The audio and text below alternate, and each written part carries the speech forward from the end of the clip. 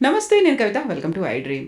National pension scheme యాక్చువల్గా ఇది ఎలా వర్క్ చేస్తుంది, ఎవరెవరు ఎలిజిబుల్ ఉన్నారు, మనతో పాటుగా ఉన్నారు ఫైనాన్షియల్ ఎక్స్పర్ట్ సాయిరామ్ గారు. హలో అండి సాయిరామ్ గారు, నమస్తే. నమస్తే madam. So national pension scheme అర్థమవుతోంది ఇదేదో ప్రభుత్వానికి సంబంధించింది అని. వాట్ ఎగ్జాక్ట్లీ ఈజ్ ఎన్పిఎస్ అండి? సో ఎన్పిఎస్ అనేది రిటైర్మెంట్ ప్రోడక్ట్ అండి. ఓకే. సో ప్రతి ఒక్కళ్ళు రిటైర్మెంట్ కోసం ప్లాన్ చేశారు, ప్రతి ఒక్కళ్ళు తెలుసుకోవాల్సిన ప్రోడక్ట్ ఇది. గవర్నమెంట్ ఎంప్లాయీస్కి అయితే మ్యాండేటరీ. సో అసలు ఇదేంటంటే దీని హిస్టరీ ఏంటంటే 2004లో గవర్నమెంట్ దీన్ని central government and state government employees కోసం స్టార్ట్ చేసింది. సో అప్పుడు ఏంటంటే ప్రీవియస్గా ఉండేది ఎలా ఉండేదంటే గవర్నమెంటే పెన్షన్ పే చేసేది ఖజానా నుంచి.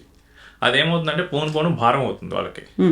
అర్థమవుతుంది, ఎంప్లాయీస్ కౌంట్ పెరగకపోయిన ఆల్ ఓవర్ శాలరీస్ అయితే ఇన్ఫ్లేషన్ వల్ల పెరుగుతాయి. అండ్ పెన్షన్ అంత రేంజ్లో ఇవ్వాల్సి వస్తే ప్రాబ్లం అవుతుంది, లైఫ్ ఎక్స్పెక్టెన్సీ కూడా పెరుగుతుందని చెప్పేసి గవర్నమెంట్ నేషనల్ పెన్షన్ స్కీమ్ తీసుకొచ్చింది.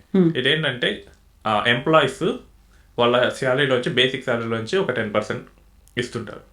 అండ్ దానికి మ్యాచింగ్గా గవర్నమెంట్ కూడా ఒక 14% ఇస్తూ ఉంటుంది. సో వీటిని తీసుకొచ్చి పెన్షన్ మేనేజింగ్ ఫండ్స్ ఉంటాయి. So HDFC, ICICI, LIC, SBI ఇలాంటి కంపెనీస్ వాటిని స్టాక్ మార్కెట్లో కానీ గవర్నమెంట్ బాండ్స్లో కానీ అలా ఇన్వెస్ట్ చేస్తూ ఉంటారు. ఆ వచ్చిన రిటర్న్నే ఇస్తుంటారు. సో ఇది 2009లో జనరల్ పబ్లిక్ కూడా ఎక్స్టెండ్ అయిపోయింది. ఓ ఓకే. ఫస్ట్ అయితే ఓన్లీ గవర్నమెంట్ ఎంప్లాయీస్కి తీసుకొచ్చింది, తర్వాత జనరల్ పబ్లిక్ కూడా వచ్చేసింది. సో రిటైర్మెంట్ ఫోకస్డ్గా ఇది ఎవరైనా కానీ మీరు కన్సిడర్ చేయొచ్చు. అండ్ 60 years అప్పుడు దీనికి విత్డ్రాల్ ఎలిజిబిలిటీ వస్తుంది. ఓకే. ఆ విత్డ్రా కూడా ఏంటంటే 60% లంసమ్ తీసుకోవచ్చు, మిగిలిన 40% పెన్షన్ ప్లాన్ కోసం మనం ఉంచాల్సి వస్తుంది. సో ఇప్పుడు నేషనల్ పెన్షన్ స్కీమ్ ఎవరైనా జాయిన్ అవ్వచ్చా, ఎలా జాయిన్ అవ్వాలి? సో నేషనల్ పెన్షన్ స్కీమ్ అనేది ఇండిపెండెంట్గా 18 years నుంచి 70 years వరకు ఉన్న ఏ పర్సన్ అయినా జాయిన్ అవ్వచ్చండి. ఓకే. సో ఒకవేళ 18 కన్నా బిలో మైనర్ అయితే కనుక మనకి ఎన్పిఎస్ వాత్సల్య అనే అకౌంట్ ఉంది. సో పిల్లల పేరు మీద కూడా ఎన్పిఎస్ అకౌంట్ ఓపెన్ చేయొచ్చు, కాకపోతే అది గార్డియన్ ఓపెన్ చేయాల్సి వస్తుంది. సో మేజర్లో అయితే కనుక 18 to 70 years ఉంటే కనుక ఓపెన్ చేయొచ్చు. And they must be A Indian citizen. Okay. నాకు ఓసీఐ కార్డు ఉంది నేను చేస్తా అంటే కుదరదు, నేను ఫారెన్ వెళ్ళాను నేను ఎన్ఆర్ఐగా ఉన్నాను చేస్తా అంటే కుదరదు. ఇక్కడే ఉండాలి ఇండియన్ సిటిజన్గా. అకౌంట్ ఓపెన్ చేయాలంటే ఇండియన్ సిటిజన్గా ఉండాలి. నెక్స్ట్ ఎంప్లాయీస్ ఓపెన్ చేయొచ్చు, బిజినెస్ చేసే వాళ్ళు ఓపెన్ చేయొచ్చు. సో ఎవరైనా కానీ ఓపెన్ చేయొచ్చు అండి. ద థింగ్ ఇస్ దట్ వాళ్ళకి మ్యాక్సిమం 70 ఉండాల్సి వస్తుంది. 18 to 70. యా. ఓకే. ఇంకోటి ఏంటంటే మనకి చాలా మంది ఆర్గనైజేషన్లో ఈపీఎఫ్ కవర్ అవుతూ ఉంటుంది. ఇది కవర్ అయినా కానీ ఎన్పిఎస్ ఎక్స్ట్రాగా కూడా తీసుకోవచ్చు. సో కంపెనీ కూడా మనకి కంపెనీ తరఫున కూడా మనం ఎన్పిఎస్ అకౌంట్స్ ఓపెన్ చేయొచ్చు ఎంప్లాయీస్ అయితే. ఓకే. ట్యాక్స్ బెనిఫిట్స్ ఏముంటాయి అని ఒక డౌట్ వస్తూ ఉంటుంది కదా. సో మనకి ఉన్న ట్యాక్స్ సేవింగ్స్లో కల్లా ఎక్కువ ట్యాక్స్ బెనిఫిట్ ఎన్పిఎస్కి ఇచ్చారండి గవర్నమెంట్. సో మనకి 80C కింద 1.5 lakhs, ఓల్డ్ రెజ్యూమ్లో 1.5 lakhs మనం ఎన్పిఎస్ కింద తీసుకోవచ్చు. ఇదే కాక మనం ఎక్స్ట్రాగా కాంట్రిబ్యూట్ చేసి ఒక 50,000 rupees వరకు ఇస్తారు. 80CCD 1B అంటారు దీన్ని. ఓకే. అంటే 1.5 lakhs ప్లస్ ఇంకా ఎక్స్ట్రాగా 50,000 అంటే 2 lakhs వరకు పొందొచ్చు. మిగిలిన ఏ 80C ఇన్వెస్ట్మెంట్కి 2 lakhs లేదు. మనం ఎల్ఐసిలో పెట్టాం 1.5 మ్యాక్సిమం, ఓకే, మ్యూచువల్ ఫండ్లో పెట్టాం 1.5, ఎఫ్డి చేసాం 1.5 అంతే. బట్ ఎన్పిఎస్లో పెడితే మ్యాక్సిమం 2 lakhs వరకు మనం పొందొచ్చు బెనిఫిట్. అంతేకాక దీన్ని న్యూ ట్యాక్స్ రెజ్యూమ్లో కూడా ఎక్స్టెండ్ చేశారు. మనం కనుక జాబ్ చేస్తున్నాం అనుకోండి, మన కంపెనీ తరపు నుంచి కాంట్రిబ్యూట్ చేసే ఈ NPS amount is fully except from tax. So old tax regime, new tax regime రెండిట్లోనూ దీనికైతే ఎగ్జెంప్షన్ ఉంది. ఓకే. అండ్ గవర్నమెంట్ ఎంప్లాయీస్ కోసం జనరల్గా ఎన్పిఎస్లో టైర్ 1 అండ్ టైర్ 2 అని 2 ఉంటాయండి. So tier 1 is a mandatory account. So retirement కోసం ఆ టైర్ 1 అకౌంట్ హ్యాండిల్ చేస్తుంటారు. టైర్ 2 ఏంటంటే ఎవరైనా ఎక్స్ట్రా ఇన్వెస్ట్మెంట్స్ చేసుకోవాలనుకున్నారు, బట్ 60 years వరకు కాదు, మేబీ 5 years, 4 years, 10 years అలా, వాళ్ళ కోసం టైర్ 2 అకౌంట్ అనేది తీసుకొచ్చారు. బట్ గవర్నమెంట్ ఎంప్లాయీస్ కోసం ఏంటంటే టైర్ 2 అకౌంట్లో పెట్టి 3 years ఉన్నా కానీ 80C కింద 1.5 lakhs ఎగ్జెంప్షన్ పొందొచ్చు.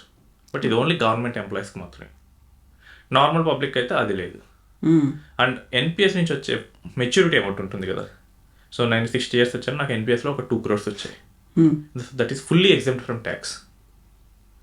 మనం ఇప్పుడు రియల్ ఎస్టేట్లో వచ్చిన గెయిన్స్ 2 crores వస్తే 20% క్యాపిటల్ గెయిన్స్ కట్టాల్సి వస్తుంది.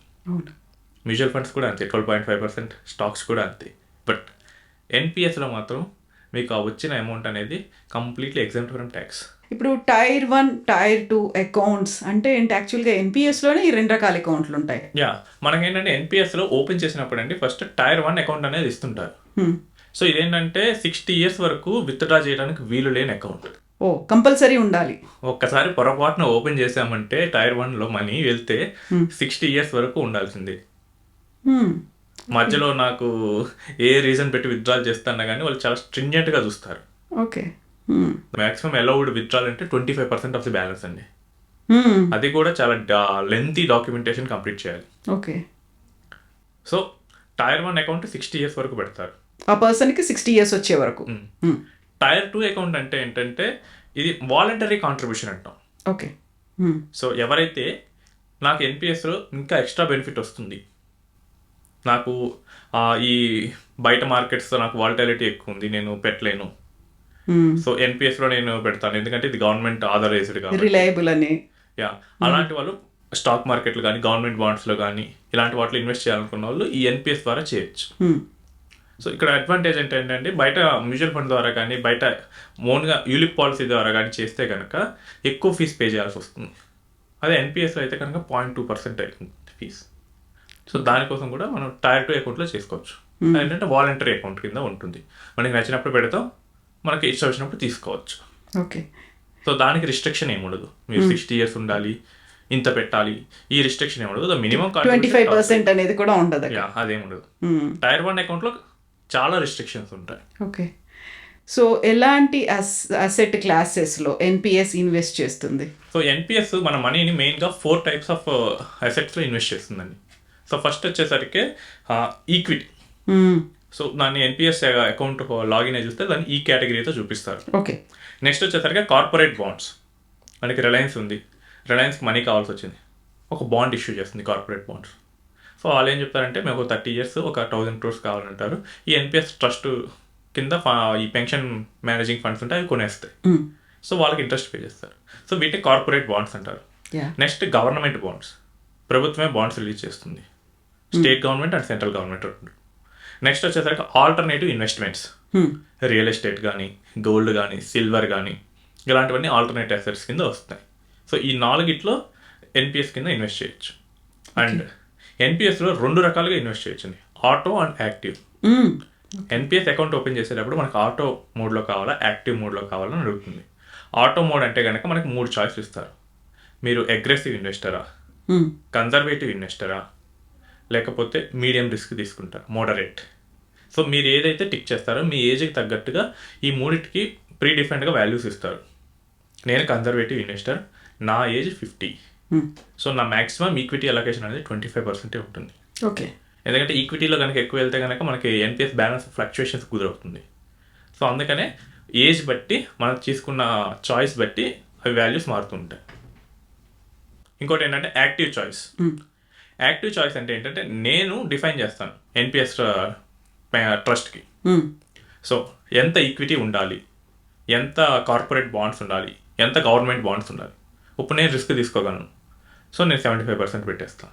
75 ఎందుకు పెట్టాలంటే ఈక్విటీలో మ్యాక్సిమం అంతే అలౌ చేస్తారు. ఓకే. నేను 100 నాకు తీసుకోగలను కానీ నేను అక్కడ పెట్టలేను. సో 75 ఈక్విటీ, ఒక 5% గవర్నమెంట్ బాండ్స్, ఒక 10% కార్పొరేట్ బాండ్స్, ఒక 5% ఆల్టర్నేటివ్ ఇన్వెస్ట్మెంట్స్. సో ఇప్పుడు ఏంటంటే నేను చెప్పిన రేషియోలోనే నా మనీ వెళ్తుంది, సో దట్ గ్రో అవడానికి ఎక్కువ అవకాశం ఉంటుంది. అండ్ ఏజ్ పెరిగే కొద్దీ ఎన్పిఎస్ ఈ పెన్షన్ మేనేజ్ చేసే కంపెనీస్ ఏం చేస్తాయంటే మన ఈ ఈక్విటీ అలొకేషన్ రిడ్యూస్ చేస్తూ వస్తాయి. ద మూమెంట్ మనం 60కి వెళ్ళేసరికి మన ఈక్విటీ అనేది 25%కి వెళ్ళిపోతుంది. ఓకే. అప్పుడు ఏమవుతుందంటే నాకు ఎంత పెన్షన్ వస్తుంది మనకు తెలుస్తుంది. ఆ పెన్షన్ కూడా వాలటిలిటీగా ఉండదు, ఎందుకంటే మార్కెట్ ఇప్పుడు 70 కానీ 50 కానీ % కనుక మనకి ఈక్విటీస్లో ఉందనుకోండి, మార్కెట్ పడిపోతే మన పెన్షన్ వచ్చే అమౌంట్ కూడా పడిపోతుంది, తగ్గిపోతుంది. సో దీన్ని అవాయిడ్ చేయడానికే ఎన్పిఎస్ ట్రస్ట్ ఏం చేసిందంటే మ్యాక్సిమం 60 yearsకి వెళ్ళినప్పుడు 25% ఉంచాలి అనేది రూల్ పట్టుకొచ్చింది. అండ్ రీసెంట్గా చాలామంది ఇన్వెస్టర్లు ఏం చేస్తున్నారంటే వాళ్ళకి ఎన్పిఎస్లో చాలా ఎక్కువ రిటర్న్స్ వచ్చాయి, 11%, 12% పర్ కాంపౌండింగ్ మీద రిటర్న్స్ వచ్చాయి. వాళ్ళు ఏం చేస్తున్నారంటే ఈ మనీ మాకు ఒకేసారి వద్దండి, మాకు మంత్లీ ఇచ్చే ఆప్షన్ ఏమైనా ఉందా అని అడిగారు. సో చాలా మంది నుంచి రిక్వెస్ట్లు రావడంతో ఎన్పిఎస్ నుంచి సిస్టమేటిక్ విత్డ్రాల్ ప్లాన్ కూడా పెట్టారు. ఓకే. సో మనం మనీని విత్డ్రా కూడా చేసుకోవచ్చు మంత్లీ. ఈ ఎన్పిఎస్ ఇన్వెస్ట్మెంట్లు వీటన్నిటికి సంబంధించి ఒక ఎగ్జాంపుల్ ఏమైనా చెప్తారా? ఓకే అండి. సో ఇప్పుడు ఒక పర్సన్ 30 years పర్సన్ ఎన్పిఎస్లో స్టార్ట్ చేశారు ఇన్వెస్ట్మెంట్ టైర్ 1 అకౌంట్లో 3,000 రూపీస్ పర్ మంత్ స్టార్ట్ చేశారు. ఓకే. ఆయనకి 60 years వచ్చే వరకు he will get around 45 lakhs అండి. So assuming that it has grown at 8% only. So ఈ 45 lakhs ఆయన పొందగలరు. ఆయన ఇన్వెస్ట్ చేసింది మ్యాక్సిమం ఒక 10.8 lakhs అంతే. సో ఈ 30 years పీరియడ్లో ఈ 8% రిటర్న్ మీద 8 to 10% మ్యాక్సిమం. అండ్ ఎన్పిఎస్ మీద ట్యాక్స్ కూడా ఏముండదు కాబట్టి ఆ మెచ్యూరిటీ అమౌంట్ మీద. సో ఒక ఈ 45 lakhs కంప్లీట్గా ట్యాక్స్ ఎగ్జామ్షన్తో వస్తాయి. ఓకే. సో ఇందులో 60% వరకు ఆయన తీసుకోవచ్చు. సో ఆల్మోస్ట్ 25 lakhs వరకు ఆయన తీసుకోవచ్చు. మిగిలింది ఒక పెన్షన్ ప్లాన్ కొనుక్కోవాల్సి వస్తుంది. అంటే ఈ సుమారు ఈ వీటి మొత్తాన్ని కనుక ఇన్వెస్ట్ చేస్తే కనుక almost 15,000 rupees per month pension వస్తుంది. And this pension is also guaranteed. So market పెరిగితే నీ పెన్షన్ పెంచుతాను, మార్కెట్ తగ్గితే తగ్గిస్తాను అనేది ఉండదు. ఆ ఫ్లక్చువేషన్స్ ఉండవు. ఎన్పిఎస్లో ఒకసారి 60కి వెళ్ళిన తర్వాత మన పెన్షన్ ఆప్షన్ సెలెక్ట్ చేసుకుంటే మనకు వచ్చే పెన్షన్ ఏంటి డిసైడ్ అయిపోతుంది. లైఫ్ లాంగ్ మనకు ఆప్షన్ ఇస్తారు. ఓకే. అండ్ దీన్ని స్పౌస్కి కూడా ఎక్స్చేంజ్ చేయొచ్చు. నెక్స్ట్ స్పౌస్ తర్వాత మిగిలిన అమౌంట్ని నామినీకి కూడా ఇచ్చే ఆప్షన్ ఉంటుంది. సారీ, మనకి చాలా వెరైటీ ఆఫ్ పెన్షన్ ఆప్షన్స్ అయితే ఎన్పిఎస్లో ఉన్నాయండి. సో ఇప్పుడు ఈ ఎన్పిఎస్కి సంబంధించి యూజువల్గా చోటు చేసుకునే మిస్టేక్స్ ఏంటి అసలు? ఒకటేంటంటే చాలా ఆలస్యంగా స్టార్ట్ చేస్తారు. అయ్యా. ఇప్పుడు 55లో స్టార్ట్ చేశారు అనుకోండి, కాంపౌండ్ ఏం అవ్వదు, అక్కడ అమౌంట్ కూడా పెద్ద ఏమి రాదు. సో అక్కడ పెన్షన్ డిసైరబుల్ అమౌంట్ అయితే రాదు. ఇంకోటి ఏంటంటే చాలా చిన్న మొత్తాల్లో మొదలు పెడుతూ ఉంటారు. ఇప్పుడు ఎర్లీగా స్టార్ట్ చేసినా కానీ ఇప్పుడు నేను 1000 రూపీస్ మొదలు పెట్టాను అనుకోండి, డిసైరబుల్ పెన్షన్ అనేది తగ్గిపోతూ ఉంటుంది. సో చాలా తక్కువ పెట్టడం కానీ చాలా లేట్గా స్టార్ట్ చేయడం కానీ ఇది చేస్తారు. ఇంకోటి ఏంటంటే యాక్టివ్ వర్సెస్ ఆటో చాయిస్ని కంప్లీట్గా అండర్స్టాండ్ చేసుకోకపోవటం. ఇప్పుడు నాకు తెలియదు అన్నప్పుడు నేను ఆటో చాయిస్లోకి వెళ్ళి ఎన్పిఎస్ ట్రస్ట్కే వదిలేయాలి వాళ్ళు పెట్టిన రూల్స్ ప్రకారం. ఆ మూడిట్లలో ఏది వర్తిస్తుంది అనేది. నేను అగ్రెసివ్ అయితే అగ్రెసివ్, నేను కన్జర్వేటివ్ అయితే కన్జర్వేటివ్, మోడరేట్ అయితే మోడరేట్. బట్ అట్లా కాక నాకే మొత్తం తెలుసు అనుకోండి కనుక మనం ఇక్కడ కంప్లీట్గా రాంగ్ పెట్టామనుకోండి, బర్డెన్ పడుతుంది. ఇది ఒక క్లయింట్ చేశారండి. ఆయన ఎన్పిఎస్లో ఇన్వెస్ట్ చేస్తున్నారు ఫ్రమ్ 2017 ఆన్వర్డ్స్. సో 2020 అప్పుడు కోవిడ్ అప్పుడు ఆయన ఏం థాట్ చేశారంటే ఆయనకి మార్కెట్ అప్పుడు పెద్ద అవగాహన లేదు. ఓకే. ఇప్పుడు మార్కెట్ పడిపోతున్నాయి కాబట్టి నేను నా ఇన్వెస్ట్మెంట్ మొత్తాన్ని గవర్నమెంట్ బాండ్స్లోకి పంపిస్తాను అన్నారు. బట్ కోవిడ్ 1-2 months ఫాల్ తర్వాత మార్కెట్లు అన్నీ నెక్స్ట్ ర్యాలీలో 3 times పెరిగాయి. నేను అమౌంట్ మొత్తం గవర్నమెంట్ బాండ్స్లో ఉంది. విత్డ్రా చేసుకోలేరు, విత్డ్రా చేయలేము. సో ఇక్కడ ఏంటంటే యాక్టివ్ వర్సెస్ ఆటో చాయిస్ని కంప్లీట్గా ఇగ్నోర్ చేశారు. ఏంటంటే యాక్టివ్ ఎవరికంటే who has a well skilled knowledge. So వాళ్ళు యాక్టివ్ చాయిస్లోకి వెళ్ళాలి. అంత లేని వాళ్ళు ఆటోమేటిక్గా పెట్టేసుకొని వాళ్ళు ఏదైతే అది కన్జర్వేటివా, మోడరేటా, లేకపోతే అగ్రెసివా దాని ప్రకారం టిక్ చేస్తే వస్తుంది. సో ఎక్కడైతే మనం దాన్ని రాంగ్గా ఇంటర్ప్రిట్ చేస్తాం అక్కడ మనకి మిస్టేక్ అనేది వస్తుంది. ఇంకోటి ఏంటంటే ప్రాన్ నెంబర్ అండి. ఎన్పిఎస్ అకౌంట్ ఓపెన్ చేసిన తర్వాత మనకి ప్రాన్ నెంబర్ జనరేట్ అవుతుంది. అంటే ప్రాన్ అంటే పర్మనెంట్ రిటైర్మెంట్ అకౌంట్ నెంబర్. ఈ ఎన్పిఎస్లో జరిగే ప్రతి ట్రాన్సాక్షన్ ఈ ప్రాన్ మీదే ఉంటుంది. ఓకే. దీన్ని కనుక పోగొట్టుకున్నారనుకోండి మళ్ళీ కేఆర్ఏ చుట్టూ తిరగాల్సి వస్తుంది. అంటే చాలామంది ఏంటంటే ఎన్పిఎస్ అకౌంట్లు ఎక్కడ ఓపెన్ చేశారో కూడా తెలియదు. సో ఇప్పుడు ఈవెన్ అది ఒక మీ సేవలో కూడా ఓపెన్ చేయొచ్చు, కంపెనీలో ఓపెన్ చేయొచ్చు. ఇప్పుడు ఎవరు ఓపెన్ చేశారని అడుగుతారు ఎన్పిఎస్లో, who is ever point of presence అని అడుగుతారు. వాళ్ళ దగ్గరికి వెళ్ళి చేయమంటారు ఏమన్నా క్వరీస్ వచ్చినప్పుడు. ఇవన్నీ ఇది మిస్ అయితే చాలా ప్రాబ్లం అవుతుంది. ఈ ప్రాన్ అనేది చాలా భద్రంగా సేవ్ చేసుకోవాలి. చాలామంది దగ్గర చూసింది ఏంటంటే ప్రాన్ మిస్ చేస్తుంటారు. ఫ్యూచర్లో ట్రాన్సాక్షన్స్ అన్ని ప్రాన్ రిలేటెడే జరుగుతాయి. అండ్ ఇంకోటి ఏంటంటే లేటెస్ట్ బ్యాంక్ డీటెయిల్స్ అప్డేట్ చేయకపోవడం. మనకి ఎన్పిఎస్లో రిటైర్మెంట్ దగ్గరికి వచ్చినప్పుడు ఏంటంటే వాళ్ళు కమ్యూనికేషన్ పంపిస్తారు, బ్యాంక్ డీటెయిల్స్ అప్డేట్ చేయాలి, కమ్యూనికేషన్ కింద ఈమెయిల్ అండ్ మొబైల్ నెంబర్ వీటిని కూడా అప్డేట్ చేసుకోవాలి. ఓకే. ఇవి కనుక రాంగ్ ఉన్నాయి అనుకోండి పెన్షన్ రాదు, అమౌంట్ కూడా ప్రాబ్లమేటిక్ అవుతుంది. మీరు క్యాష్లో ఎన్పిఎస్ని కాంట్రిబ్యూట్ చేయొచ్చు. ఓకే. బట్ తీసుకునేటప్పుడు ఆటోమేటిక్ మీ రిజిస్టర్డ్ బ్యాంక్ అకౌంటే ఉండాలి. సో వేసేటప్పుడు ప్రాబ్లం ఉండదు కానీ తీసేటప్పుడు అయితే ప్రాబ్లం అవుతుంది. అకౌంటబిలిటీ అనేది అక్కడ ఉంటుంది. ఎస్ అండి. థ్యాంక్ యూ అండి. థ్యాంక్ యూ సాయిరామ్ గారు.